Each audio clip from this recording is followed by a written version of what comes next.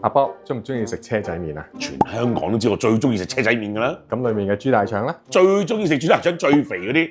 喂，但我有樣嘢想問，食豬大腸嘅時候咧，有時見到啲肥膏啦，入面咧有時有啲一粒粒嗰啲嘢，其實咩嚟嘅咧？嗱，如果豬大腸洗得唔乾淨，嗰啲粒粒咪係屎嚟嘅咯。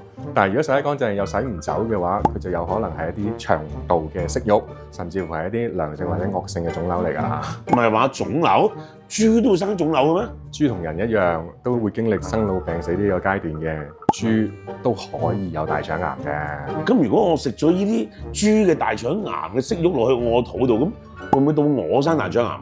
哦，咁你又唔使太擔心，因為咧所有癌細胞一離開咗身體，冇咗血液嘅供養之後咧，都會死亡嘅。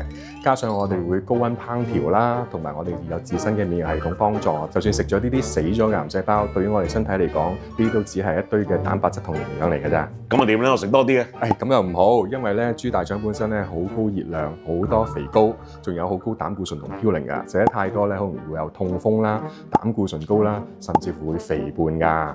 咁好啦，我食少啲啦。你食先啦。我唔識嘅，我唔識嘅。